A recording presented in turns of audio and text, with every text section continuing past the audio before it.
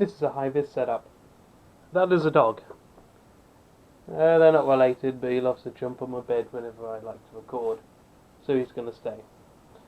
Now, there are two reasons I always wear high-vis when I'm on a motorbike. Number one is that if I'm ever T-boned by some BMW driver on my way home from college or work, and he tries to say, oh, I couldn't see him, he was completely invisible, I can turn around and say, what, you couldn't see me with a high-vis jacket, high-vis backpack cover, and a bright yellow bike? You must be blind.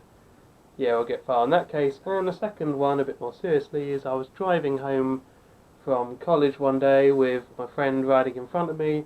It was pretty much pitch black because it was winter at the time, and I really couldn't see him. In the daytime I have no problem seeing practically everything on the road. At night it's a bit different. I couldn't see him on my way home. I could see the backlight and the vague outline, but in night he was practically impossible to see. So I did actually mention that to him when we saw each other again. I said, mate, I could barely see anything of you last night. But I decided from that point on that at night I really would need this kit to be seen. And also from just hearing from car drivers and seeing how car drivers barely ever saw me on the road, how they would just sort of drive around as if I didn't exist, I started to wear this kit. Now in the daytime I can see why people don't think they should wear it. To be honest, in the daytime it's pretty easy to see bikes. This just makes it a lot easier for people to see me, because I've learned that most people that drive cars just can't see shit. I don't know whether people just become blind as soon as they add 2 more wheels to their car, but it's a phenomenon I've been observing, so I decided to make it a bit more easy for me to see. Since my bike is yellow, this is basically screaming out, look, I'm here, you can't miss me now. So I went with a really simple setup. It's not that complicated to make yourself easy to see. A few tips I can give is, for one, have a zip set up on your high-vis. Some of them come with bits of Velcro. I did use a Velcro high-vis for a little while, but the Velcro would break apart and the thing would just end up being a cape behind me, and that was no good. The other thing was the backpack covers up most of the high-vis, and because most of the time people were coming up from behind me, it meant the high-vis look was pretty much ruined. So I got a backpack cover to solve this problem. Now this one's really simple. It just clips over my existing backpack, you can see here, and just comes off like that. So when I get to work or college, I just snap that off, and it's like it was never there. I do actually have a high-vis backpack.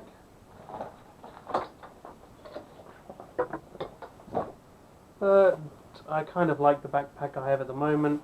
It's a bit more convenient, and I don't like having to swap my stuff over from multiple packs, so just having this cover makes it nice and easy for me to be seen. Now ideally I shouldn't really need any of this kit in the daytime. I'm actually pretty visible normally. I like to wear it as well, just to try and make it that extra bit easy. You know, like when you're trying to teach a toddler to draw crayons, you know, you sometimes just have to point them in the right direction to not draw on the walls. You need to help out car drivers a little bit. And I have heard people talking about it. I have, talked to my dad about it a little bit, and I've talked to other people that drive cars. It's not exactly hard to find someone who drives cars. And I've asked them, well, can you see bikes on the road? And they say, oh no, they're so hard to see, they're so impossible to see, and it pretty much seems this is the way most things go. Because when I'm driving around on my bike, people barely ever see me. They'll just cut across in front of me, not realising I'm there. They'll pull out after I've pulled out. I even had one point where it was actually a police car. On my way home from work again, I waved to let him go, as in, go on, you can go first, since the roads are practically empty at this point. He didn't go, so I decided, well, I gave him a chance to go after about sort of 30 seconds of sort of signalling for him to go first. I drove forward, and then he nearly pulled out and hit me because he hadn't noticed me. That's nice, you try and let someone out and then they nearly hit you.